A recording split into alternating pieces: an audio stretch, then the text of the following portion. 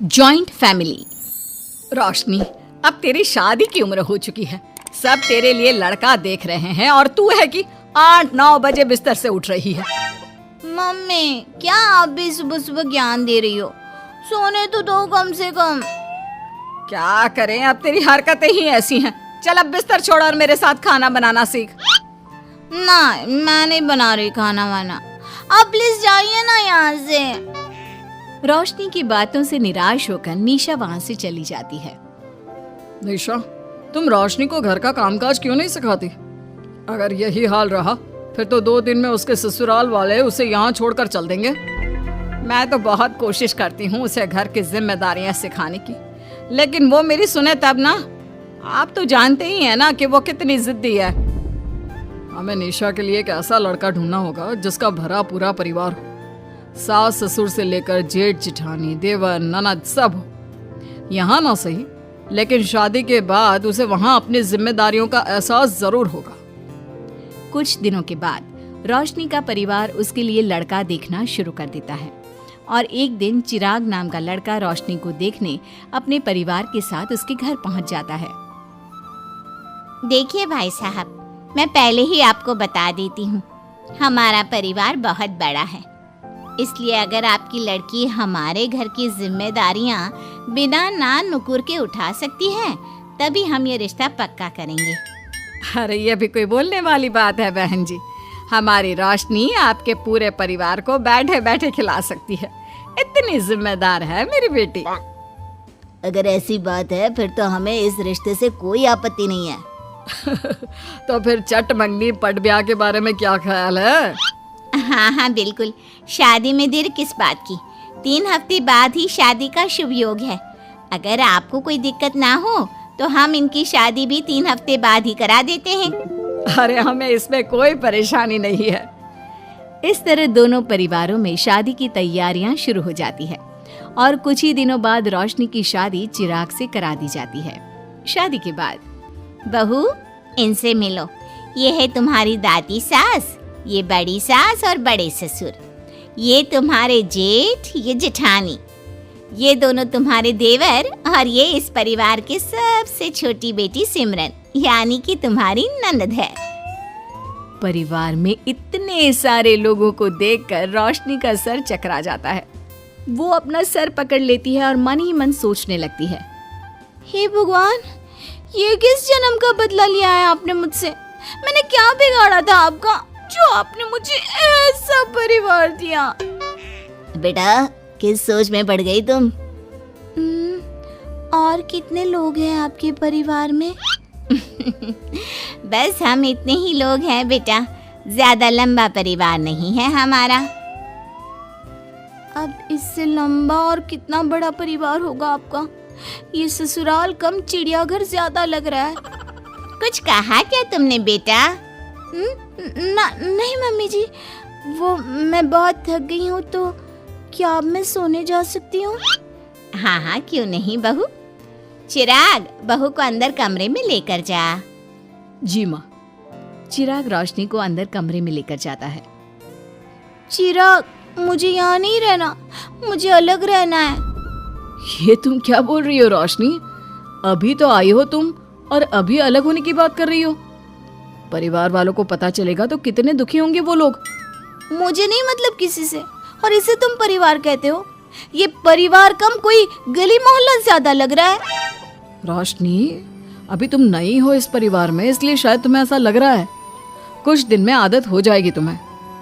चिराग की बात सुनकर रोशनी अपना सर पकड़ लेती है। आपको समझाना तो दीवार में सर पटकना है। मैं सो रही हूँ, लाइट ऑफ मत करना, मुझे अंधेरे में नींद नहीं आती। इतना बोलकर रोशनी बिस्तर पर लेट जाती है। रोशनी को देखकर चिराग का मुंह खुला का खुला रह जाता है। वो भी पैर पटकते हुए बिस्तर के दूसरे कोने में अपना मुंह मोड़कर सो जाता है। अगले दिन, देवरानी जी, आप उठ भी जाइए, सुबह के 6 बज चुके हैं। सोने दो ना मम्मी, क्यों परेशान कर रही हो? देवरानी जी, मैं आपकी मम्मी नहीं जेठानी हूँ। सुबह सुबह क्या मजाक है मम्मी? इतना कहकर रोशनी अपनी आंखें मसलते हुए उठती है और अपनी जेठानी को देखकर चौंक जाती है। दीदी आप यहाँ? पिछले 1 घंटे से तुम्हें उठा रही हूँ, लेकिन तुम हो कि अब उठ रही हो? लेकिन अभी तो सिर्फ 6 बज रहे हैं, आपने मुझे उठाया क्यों? वो इसलिए क्योंकि आज तुम्हारे इस घर में पहली रसोई है, तो खाना आज तुम्हें ही बनाना होगा ना। क्या? मुझे पूरे मोहल्ले के लिए खाना बनाना पड़ेगा? नहीं रोशनी, तुम्हें पूरे मोहल्ले के लिए नहीं, सिर्फ परिवार के लोगों के लिए ही खाना बनाना है। आपका परिवार किसी मोहल्ले से कम है क्या? कुछ कहा क्या तुमने? हाँ नहीं दीदी, आप चलिए, मैं अभी फ्रेश होकर आती हूँ। आरती वहां से चली जाती है, जिसकी थोड़ी देर बाद रोशनी भी रसोई में जाकर मजबूरी में सबके लिए खाना बनाने लगती है। पूरे 2 घंटे मेहनत करने के बाद उसका खाना बनकर तैयार होता है। वाह बहू, खाना तो बड़ा स्वाद बना है। सच में बहू, तुमने भले ही बहुत देर लगाई खाना बनाने में, लेकिन खाना बहुत स्वादिष्ट बना है। आपके हाथों में तो जादू है देवरानी जी।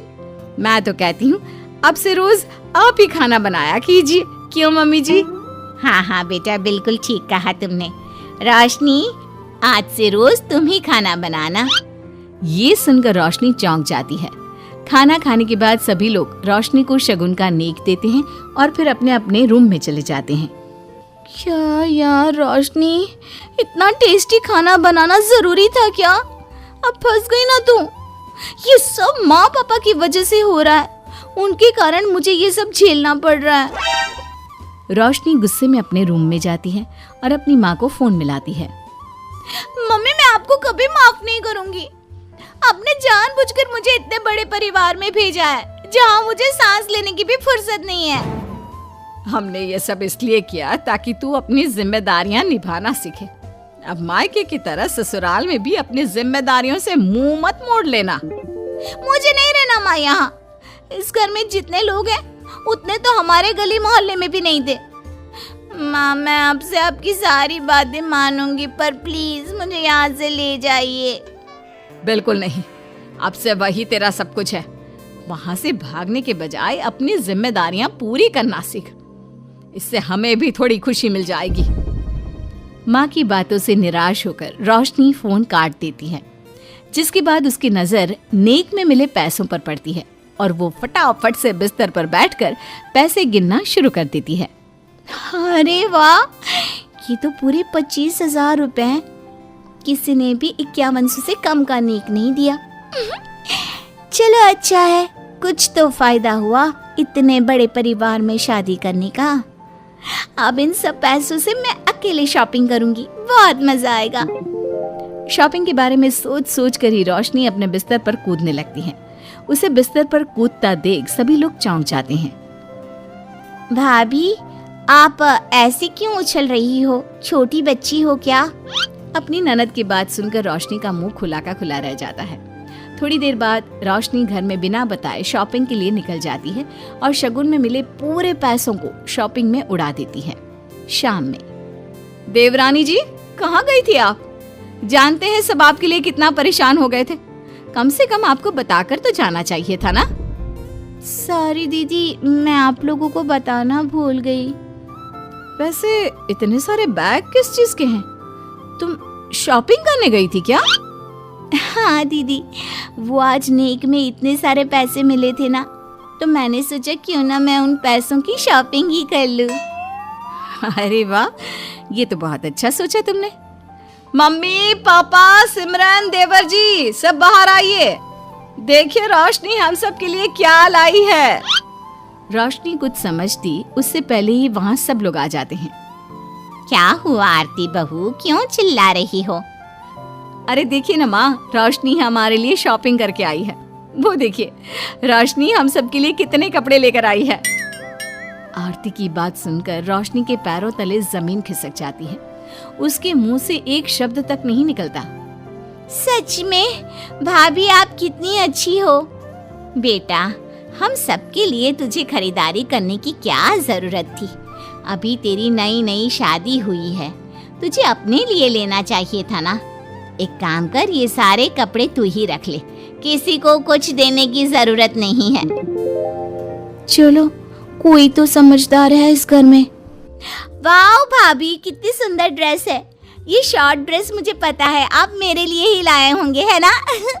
इसे मैं रख लेती हूँ। माँ, रोशनी इतने प्यार से सबके लिए कपड़े लेकर आई है, हमें मना नहीं करना चाहिए। तू सही बोल रही है बेटा, उसका मन रखने के लिए मैं ले लेती हूँ 1-2 साड़ियाँ। रोशनी झूठी मुस्कान लिए खड़े होकर सब देखती रहती है। देखते ही देखते उसके लाए सारे कपड़े घर वाले आपस में बांट लेते हैं और अब सिर्फ एक रुमाल को छोड़कर उसके पास कुछ नहीं बचता। अब ये रुमाल भी क्यों छोड़ा, इसे भी ले ही लेते। इतने में ही सिमरन रोशनी को आवाज देती है। भाभी, वो गलती से रुमाल रह गया है, क्या वो मुझे मिल सकता है? रोशनी वो रुमाल भी सिमरन को दे देती है। इतनी मेहनत से मैंने ये सब कुछ लिया था, लेकिन इन लोगों से मेरी खुशी बर्दाश्त नहीं हुई, कुछ भी नहीं छोड़ा। थोड़ी देर बाद रोशनी का पति भी वहां आ जाता है। मैंने सुना है आज तुमने सभी के लिए खरीदारी की है, तुम मेरे लिए कुछ लेकर नहीं आई? बस फिर क्या था, इतना सुनते ही रोशनी का पारा हाई हो जाता है और वो चिराग को घूरने लगती है, जिससे चिराग डर के मारे वहां से खिसक जाता है। हाय रे, फूटी किस्मत मेरी, जो ये जॉइंट फैमिली मेरे मत्थे चढ़ी।